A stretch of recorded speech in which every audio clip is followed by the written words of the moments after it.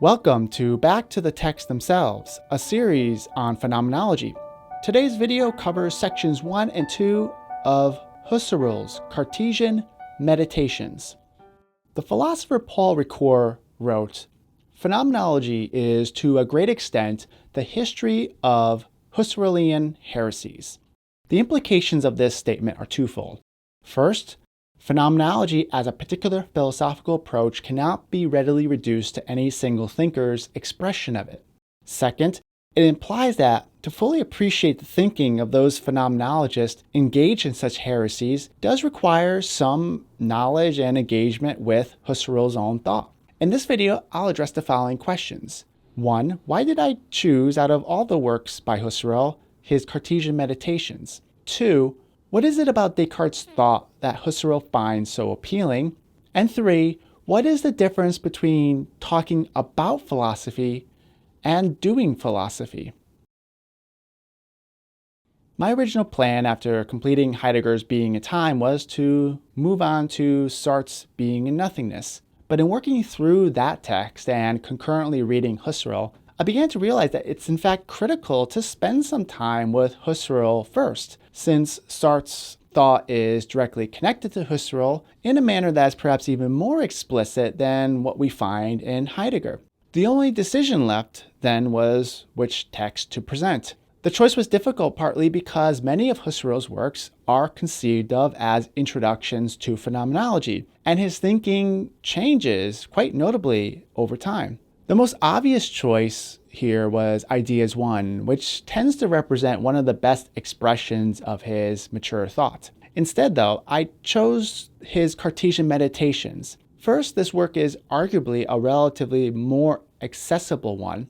Husserl is notoriously challenging as a writer, both in how dense and technical his prose is, and in its seeming distance from the concrete, everyday lived experience one generally tends to find in Heidegger and Sartre's writings. Among Husserl's most well-known texts, I think the beginning reader of phenomenology may find this work presents his ideas in a somewhat more digestible style, at least relative to his other major works. Second, Cartesian Meditations marks a pivotal and influential moment in the emergence of French phenomenology. This work was delivered as a set of lectures at the Sorbonne in Paris, along with some lectures, I think, at Strasbourg in 1929, and as such represents one of the first introductions of phenomenology to the French Academy. Among those in attendance were reported to be Gabriel Marcel, Emmanuel Levinas, and perhaps even a young Maurice Merleau-Ponty. Levinas, in fact, served as one of the French translators of the text. And since we'll be engaging with French phenomenologists for quite an extensive period after working through this text, I thought it would be to our benefit to be a little bit more intimately familiar with Husserl's thought, at least as it comes through in the Cartesian Meditations. And yet, I should note that despite being more accessible in some ways, in other ways, the text can be made more difficult because Husserl will deploy numerous concepts that, though developed elsewhere, are not clearly defined. And this tends to assume a good deal of prior knowledge of the reader. For this reason, and from time to time, I will draw upon Husserl's other texts to supplement what is here. I'll still aim to do so in a manner that seeks to remain faithful to this text, and so try not to give you a false impression of what is actually in it. It's also the case that in no way can these videos be a comprehensive presentation that includes the full breadth and depth of what Husserl has to say on phenomenology over the course of his career. But I'll do my best to present what's here in this text, particularly as it will have implications for later thinkers in French phenomenology. We begin in section 1 with Husserl praising France's greatest thinker, René Descartes, claiming that transcendental phenomenology is indebted to Descartes' thought, and indeed, transcendental phenomenology could even be considered a kind of neo-Cartesianism, except for the fact of having rejected most of the conclusions that are drawn from Descartes' method. Now already we are being introduced to a critical term without much guidance as to what it means, transcendental phenomenology. And attempting to define it here would almost be absurd since one could say that the entire work is dedicated to defining it. But perhaps we can say a little bit about what it isn't so as to prepare us for understanding later on what it is. Husserl's use of the word transcendental, though having roots in Immanuel Kant, is not the same as how Kant uses it. Although both uses are related to this achieving of a universal and necessary truth, irreducible to particular experiences, once you put the concept within the context of the entire system of thought within these respective thinkers, you will begin to readily notice how different they in fact are. As for the term phenomenology, etymologically, it can be considered a study of appearances or a study of the manner by which things come into appearance. However, such a definition is easily misleading since the common sense understanding of an appearance is not what Husserl has in mind here. Phenomenology will not entail some descriptive study of empirical reality as it usually appears to the naive onlooker. Phenomenology here is not about the study of individual personal experience, and what's true for one individual may not be true for another. Husserl next brings attention to what he perceives as the enduring legacy of Descartes' thought. First is Descartes' search for an absolute foundation that would provide a philosophical basis for all knowledge, unifying the different sciences and placing them upon absolutely certain rational grounds. Second is Descartes' peculiar turn toward the subject as a means for achieving this. What does this turn toward the subject mean? Well, in part, there's a throwing off of all received knowledge, all preconceptions and assumptions that have yet to be fully justified, as well as all so-called wisdom passed on by tradition. It is to begin, as Husserl states, in absolute poverty with the absolute lack of knowledge. This turn toward the subject offers a prototype for what it means to become a beginning philosopher. And this sensibility of a radical return to beginnings is of central importance to Husserl. Only from this starting point will we be able to even have the possibility of acquiring knowledge that is absolutely certain and universal. It's important to note here, I think, that this radical return to beginnings is in many ways aspirational rather than achievable in its fullness. As we'll see, phenomenology entails an infinite series of tasks and a ceaseless attempt to more and more rigorously deploy its methods.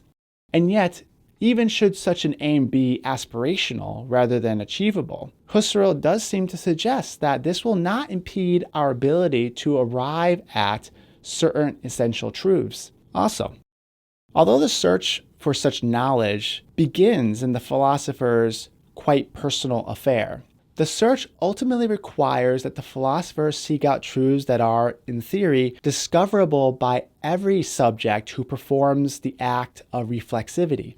As such, we can say that one must pass through the subjective in order to arrive at the objective. And even though this seems to be setting up a dichotomy between subject and object, or between the intangible mental stuff and material reality, such a dichotomy happens for Descartes only because of the directions that he takes his thought after the first two chapters of the Meditations, and perhaps is not intrinsic to the original insight of the method itself.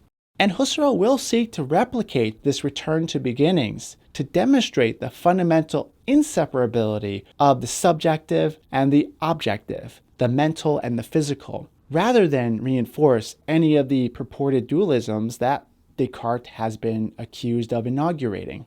The question is, then, how should one propose to do this? What method would be up for this challenge? And as is well known, Descartes deploys a method of systematic doubt that refuses to accept any knowledge that does not pass the test of absolute certainty, that proves itself thoroughly resistant to any possibility of doubt. In rigorously deploying this method, Descartes arrives at a point of indubitability, that doubting itself, even if one is being deceived about truth, necessarily presupposes the doubter's existence.